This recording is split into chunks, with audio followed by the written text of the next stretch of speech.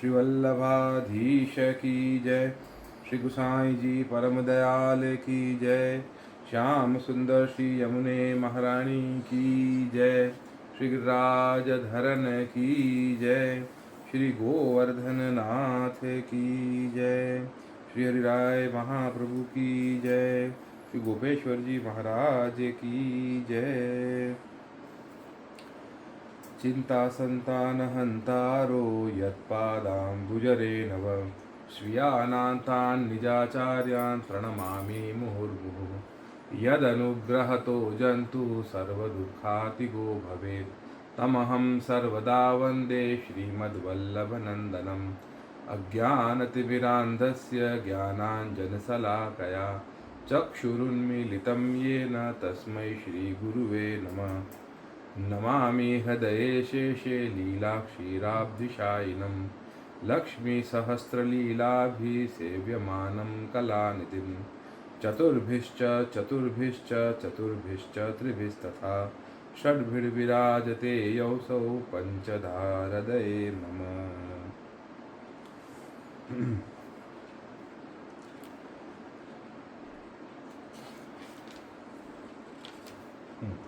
तो कल हमने जो वार्ता जी करी थी उसमें हमने शिक्षा पत्र पहला और श्लोक पहला और दूसरा पढ़ा था। और उसमें हमने क्या क्या पढ़ा था कि ठाकुर जी के सामने हमें कभी दुखी मन से नहीं जाना चाहिए, हंसते हुए मुख से ठाकुर जी के दर्शन करने चाहिए। और ठाकुर जी के दर्शन करते वक्त मन में भी हमारे कोई क्लेश नहीं होना चाहिए। क्यों, ऐसा क्यों? क्योंकि ठाकुर जी का खुद का स्वरूप ही आनंद का स्वरूप है, परमानंद का स्वरूप है। इसलिए हमें ठाकुर जी के सामने भी कभी उद्विग्न मन से नहीं जाना चाहिए। और हमने क्या पढ़ा था उसमें कि ठाकुर जी के जितने भी उत्सव वगैरह हैं वो सारे उत्सव हमको बहुत अच्छे से रीति से सारे उत्सव हमें मनाने चाहिए। और वाणी जितनी हो सके उतनी हिसाब से हमें यूज़ करनी चाहिए। जितना बोलना है उतना ही बोलना चाहिए, जितना ज़रूरी है उतना बोलना चाहिए, मिथ्या हमें नहीं बोलना चाहिए। ये हमने पिछले वाले शिक्षा पत्र में पहले और दूसरे श्लोक में ये पढ़ा था। आज है बड़े शिक्षा पत्र पहला और श्लोक तीसरा और चौथा। सेवापि कायिकी कार्या निरुद्धेनैव चेतसा देहिकं कर्म निखिलं प्रभु सेवोपयोगिनां यथोपकरणादीनां रक्षा तद्विधीयताम् भार्यादिष्वनुरागोऽपि सेवा हेतुक एव हि। शब्दार्थ। काई की सेवा हु निरोध युक्त चित्त सो ही करनी, और प्रभु सेवा में उपयोगी जो पदार्थ है ताकि जैसे रक्षा होए तैसे समग्र देहिक कर्म करने, और भार्या पुत्रादिक विषय जो स्नेह सोहु सेवा निमित्त राखनो जो सेवा में अनुकूल आवे। अब यहाँ पे श्री हरिराय जी ने तीसरा और चौथा जो श्लोक है उसमें हमें क्या बताया है उसकी टीका श्री गोपेश्वर जी की द्वारा जो की गई है वो हम पढ़ रहे हैं। टीका श्री गोपेश्वर जी क्या आज्ञा कर रहे हैं। सेवा श्री ठाकुर जी की अपने देह सो करनो और काहू सो न करावनी। आप लोगों की जो जो सेवा आपको दी गई है, अपॉइंट की गई है, वो खुद करनी, किसी और से नहीं करानी। किसी और से नहीं कराने का यहाँ पे क्या मतलब है कि भाई अपना आलस मार के किसी और से नहीं करवानी, किसी और से नहीं करानी। जो कदाचित अपने शरीर सो सब सेवा न होए आवे, अपने श्री ठाकुर जी को श्रम होत होए तो सहाय के लिए और हूँ सो करावनी। पुष्टि मार्गीय वैष्णव होए तथा अपने कुटुंब में समर्पणी मर्यादी होए ताते करावनी। पुष्टि मार्गीय वैष्णव होए तथा अपने कुटुंब में समर्पणी मर्यादी हो ताते करावनी। अवैष्णव सो सेवा सर्वथा न करावनी। ठीक है, जो वैष्णव नहीं है, जिनको ब्रह्म संबंध नहीं है, उनसे अपने ठाकुर जी की सेवा कभी नहीं करानी चाहिए। जो अपने घर में जिसका चित्त लगता हो सेवा में और पूरी मर्यादा से सेवा कर सकता हो, है ना, उनसे ठाकुर जी की सेवा अपन को करानी। कब? जब हमारा शरीर काम न कर रहा हो, उस समय। और जहाँ लो जितनी सेवा अपने देह सो बने, कहाँ लो और सु न करावनी। आलस्य करके लौकिकावेश न करनो। ठीक है, आलस करके जबरदस्ती सोए हुए हैं, कुछ और कर रहे हैं, ठीक है, जानबूझ के वो कर ले तो अच्छा, बाद में हम उसकी हमारी सेवा जो है हम लोग क्रिया समझते हैं, है ना। और अगर क्रिया तो भी हमारा मन यही करेगा कोई और कर ले, हम कुछ और काम कर लेते हैं, मुझे आज यहाँ जाना है, मुझे आज वहाँ जाना है, ऐसा कुछ भी सोचो और सेवा किसी और से करवाते रहो। अपनी काया सो ठाकुर जी की सेवा करे तो शरीर इंद्रिय मन सब से ठाकुर जी के सन्मुख होए, भगवत संबंध ते बहिर्मुख ना होए। ताते अवश्य अपने शरीर सो नियम सहित भगवत सेवा करनी। यह नियम राखनो जो इतनी सेवा करके लौकिक वैदिक कार्य खान पान करनो। ठीक है, नियम क्या रखना चाहिए कि अरे सेवा करनी पड़ेगी तो मुझे यहाँ पे भी जाना है, तो मैं सेवा छोड़ के कैसे जाऊँ, या वो भी काम करना है तो मैं कैसे सेवा के बीच में कर लूँ। ठीक है, तो यहाँ पे शहराज जी हमें क्या आज्ञा कर रहे हैं कि ऐसा नियम रखना कि ठाकुर जी की सेवा नियमित रूप से पूरी करके फिर लौकिक वैदिक खान पान करना चाहिए। तो उस हिसाब से हमें अपना टाइम शेड्यूल भी बना लेना चाहिए। जा भांति जैसी प्रीति सो खान पान को नियम है, तैसी प्रीति सो सेवा जो वैष्णव को मुख्य धर्म है सो नियम करके करनी, यह दास को धर्म है। तो दास का धर्म क्या है? जैसे हमें खाने पीने का मन करता है, रेगुलर टाइम पे रेगुलर चीज, है ना, चाहिए ही चाहिए, ठीक है, और मन करता है ये खाएं वो खाएं, मन में लालसा रहती है, ऐसे ही ठाकुर जी की सेवा में भी लालसा रहनी चाहिए कि भाई हमें नियम से ठाकुर जी की सेवा करनी है। जो मैं सेवा बिना कैसे रहूं, या प्रकार मन में विचार करी, ज्ञान करके मन को समझावनो, और लौकिक वैदिक अनेक ठोर मन भटकत है, तहाँ ते मन को निरोध करी के सेवा करें। वहाँ सब जगह से मन को निकाल के लेकर आए और ठाकुर जी की सेवा में लगाएं। प्रथम तो मन को निरोध राखे। जो मन लौकिक वैदिक में जाए तो भगवत सेवा में उद्वेग होए, तब सेवा में श्रद्धा घटी जाए। ताते मन को निरोध करनो, मन को समझाना, मन को खींच के लेकर आना। निरोध करने का क्या मतलब होता है कि किसी एक जगह यानी ठाकुर जी की सेवा में हमारे मन को लगाना, और जहाँ जहाँ हर जगह जहाँ जहाँ पे भी भटक रहा है वहाँ से अपने मन को लेकर आना और ठाकुर जी की सेवा में लगाना। अगर हमारा सेवा में मन नहीं है, उद्वेग में, उद्वेग का मतलब क्या होता है, हम हमेशा क्लेश युक्त रहते हैं, दुखी रहते हैं, मन में कुछ भी लौकिक सोचते रहते हैं, तो ठाकुर जी की सेवा में हमारी श्रद्धा कम हो जाती है। क्यों? क्योंकि वो हर चीज हमारे मन में चल रही है। सेवा संबंधी कार्य बिना बोलनो नाही, लौकिक वाणी कहे तो बहिर्मुक्ता दोष होए। सेवा में भगवत भाव रूपी रस को तिरोधान होए, ताथे मिथ्या वाणी को निरोध करे, तैसे ही मिथ्या क्रिया को भी निरोध करे। भगवत सेवा के समय लौकिक वैदिक कार्य कछु आए परे तो सर्वथा न करे। सेवा के बीच में कोई भी लौकिक काम आ जाता है तो कभी भी नहीं करना चाहिए, बशर्ते डिपेंड ये करता है कि भाई किसी की, अब कोई जैसे गुसाई जी थे, गुसाई जी ने देखा कि भाई किसी को बहुत प्यास लगी है, तो गुसाई जी अपने जारी जी लेके जा रहे थे श्रीनाथ जी के लिए, तो उसको बहुत प्यास लगी थी, तो फिर गुसाई जी ने वो जारी जी का जल उसको पिला दिया। तो सब लोगों ने कहा कि भाई तो श्रीनाथ जी की जारी जी थी, आपने उनको जल पिला दिया, जारी जी वाला जल पिला दिया, है ना। तो गुसाई जी ने कहा कि ये जो जारी जी का जल था, मुझे उसमें श्रीनाथ जी के दर्शन हुए कि भाई श्रीनाथ जी जारी जी का जल मांग रहे हैं, तो मैंने उसको वो जल दे दिया क्योंकि वो बहुत प्यासा था। तो ऐसा कोई वो लौकिक संबंधी कार्य नहीं होगा, ठीक है, लेकिन ठाकुर जी को छोड़ के लौकिक कोई भी काम आ सकता है, लौकिक वैदिक कोई भी काम हो, ठाकुर जी को छोड़ के नहीं करना है। जो सेवा संबंधी कार्य छोड़ी के वैष्णव और कार्य करे तो वह कार्य कबहु सिद्ध न होए, लौकिक आवेश हो जाए। अगर हम ठाकुर जी की सेवा छोड़ के कोई लौकिक कार्य करते हैं तो हमने ठाकुर जी की सेवा का काम भी, जो अलौकिक कार्य है वो भी बिगाड़ दिया, अपना लौकिक तो बिगड़ेगा ही बिगड़ेगा। या प्रकार मन वाणी क्रिया ये तीनों को लौकिक वैदिक ते निरोध करी भगवत सेवा में लगाना। कौन कौन सी चीज? मन, वाणी और क्रिया। जो सोच रहे हो वही बोलो और जो बोल रहे हो वही करो, ठीक है। तो मन वाणी और क्रिया इन तीनों को हर जगह से हटा के ठाकुर जी की सेवा में हमें लगाना चाहिए। और देहिक लौकिक वैदिक कर्म बहुत हैं, सो यह संसार में रही के न करे तो संसार में अपकीर्ति होए, सेवा में प्रतिबंध होए। ताते लौकिक वैदिक कार्य हु लोकन के दिखाए वे के लिए करे। ठाकुर जी की सेवा सो पहुंची के अनोसर में आसक्ति बिना करे। या प्रकार प्रभु के अंगीकार योग्य वस्त्र सामग्री करे, पाक आदि सामग्री की रक्षार्थ और ठाकुर जी की सेवार्थ सब कार्य करे। या प्रकार वैष्णव सेवा करे तो प्रभु अनुभव करावे। क्या करें श्री हरिराय जी कि लौकिक वैदिक कार्य तो हमें करना पड़ेगा, संसार में है तो क्यों करें?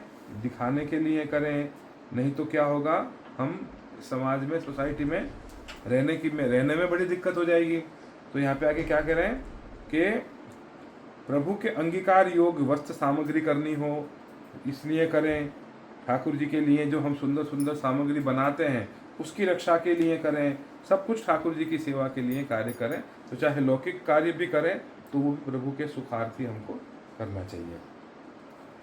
जो भार्या यानी स्त्री वाइफ भगवत सेवा में सहायक होए तो सेवा भली भांति सो होए।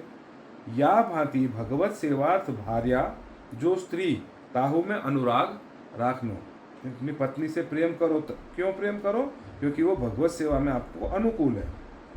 अपने विषय आदि के लिए अनुराग सर्वथा न करें। सिर्फ यही कि भाई अपने विषय आदि के लिए हमें अनुराग नहीं करना चाहिए, अपनी वाइफ के साथ, अपनी पत्नी के साथ ये सोच के स्नेह नहीं करना चाहिए कि सिर्फ हमारे विषय आदि की पूर्ति हो जाए। बस अगर वो भगवत सेवा में अनुकूल है, ठाकुर जी की सेवा में बहुत अच्छे से अपने आप को उसने भी डाल रखा है, तो हम अपने पत्नी से, पति से तो भी हमें प्यार करना चाहिए। उसमें एक दृष्टांत है, महादेव जी की स्त्री सती हती, सो वाने महादेव जी को कहो न मान्यो, और रामचंद्र जी की परीक्षा लेवे को श्री जानकी जी को स्वरूप धर्यो। सो वार्ता महादेव जी ने जानी, सो महादेव जी तो भगवत भक्त हैं, ताते वाही समय सती को त्याग कियो।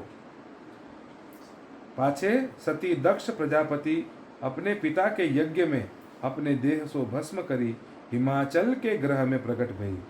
तहां अनेक तपस्या कीनी तो हु महादेव जी को मन सती पर प्रसन्न न भयो। तब ठाकुर जी ने महादेव जी से कहो, जो तुम अब मेरो इतनो कहो करो, पार्वती जी को अंगीकार करो। तब महादेव जी पार्वती जी को ब्याही के अपने घर लाए। तब पार्वती जी ने भगवत लीला महादेव जी से पूछी, तब प्रसन्न भय। तो महादेव जी भी इतने भगवत भक्त थे, इतने बड़े भक्त थे कि जब सती जी सीता जी का वेश धर के रामचंद्र जी की परीक्षा लेने के लिए गए थे तो महादेव जी को गुस्सा आया था, उन्होंने उनका त्याग कर दिया था। तो ऐसे हमें भी ठाकुर जी को जो सेवा करे, ठाकुर जी की सेवा में जो रहे, ठाकुर जी की प्रति प्रीति रखे, ऐसी पत्नी से और ऐसे पति से ही हमें प्यार करना चाहिए, नहीं तो उनका भी हमें त्याग कर देना चाहिए। कैसे त्याग करना चाहिए? लौकिक तरीके से त्याग नहीं करना चाहिए, अपने घर में रह के उसमें से आसक्ति हमें कम कर देनी चाहिए। ताते वैष्णव होए के लौकिक विषय के अर्थ स्त्री पर प्रसन्न होए, ऐसो नाही करनो। भगवत सेवार्थ अनुराग करे। जा प्रकार भगवत सेवा भली भांति सो होए, सोई करनो। या भांति सेवा होए तो लौकिक हु करिए। ठीक है, तो हम हरिराय जी यहाँ पे हमें आज्ञा कर रहे हैं कि अगर हम इस तरीके से अपना जीवन यापन करते हैं, मन, वाणी और कर्म से ठाकुर जी की सेवा में लगे रहें, आसक्ति ठाकुर जी की सेवा में, वचन ठाकुर जी भगवद अर्थ वचन बोलें और भगवद अर्थ कर्म करें, और अपने घर के जितने भी लोग हैं, यहाँ पे सिर्फ स्त्री का नाम लिया गया है, अपने घर के जितने भी लोग हैं वो सब अगर भगवत सेवार्थ में भगवत सेवा में प्रीति रखते हो और भगवत वार्ताओं में उनका मन लगता हो, भगवत सेवा में उनकी प्रीति हो, सत्संग करने में उनकी प्रीति हो, तो उनके साथ प्रेम और अनुराग रखें, नहीं तो उनके साथ भी ऊपर ऊपर से हमें भाव रखना चाहिए। श्री राय महाप्रभु की जय, श्री गोपेश्वर जी महाराज की जय। तो आज हमने ये शिक्षा पत्र पहले शिक्षा पत्र में तीसरा और चौथा श्लोक हमने पढ़ा है। ठीक है, अब हम पढ़ेंगे 84 वैष्णव की वार्ता। और 84 वैष्णव की वार्ता में हमने कल कौन से वैष्णव का पढ़ा था? दामोदर दास हरसानी जी। दामोदर दास हरसानी जी का पहला ही प्रसंग था जिसमें दामोदर दास जी महाप्रभु जी को कहते हैं कि मैंने सुना तो सही लेकिन मैं कुछ समझा नहीं। क्या सुना और क्या नहीं समझा कि श्रावण मास की कौन सी दिन था? एकादशी का दिन। और दिन कौन सा था? गुरुवार। हाँ, गुरुवार का दिन था। और हाँ, उस दिन पवित्र एकादशी भी थी। तो ठाकुर जी महाप्रभु जी के पास ठाकुर जी पधारे। क्यों पधारे थे?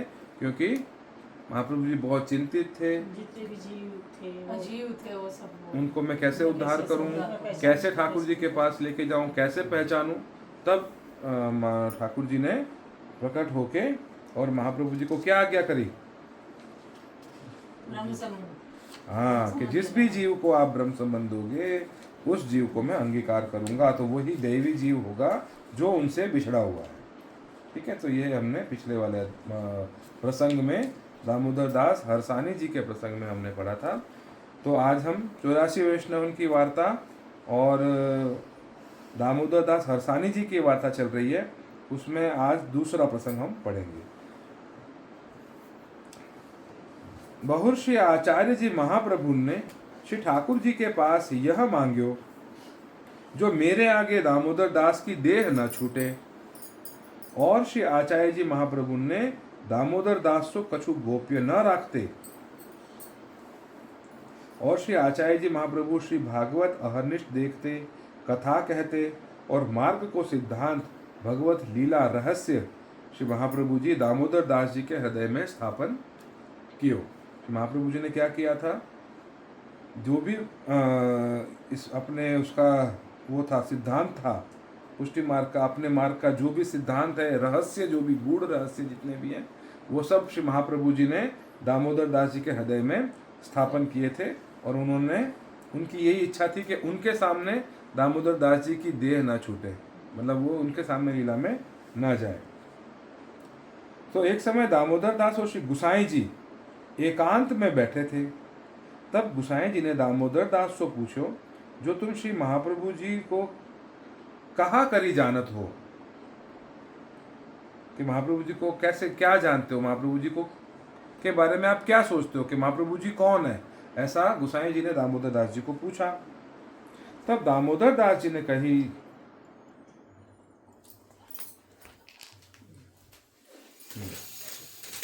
अरे लाइट चली गई, दरवाजे भी खोल देते रहो। हाँ, तो दामोदर दास जी ने कही,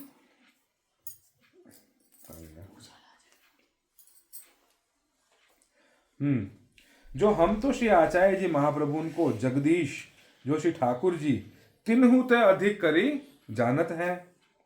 तब श्री गुसाई जी दामोदर दास तो कहे, जो तुम ऐसे क्यों कहत हो?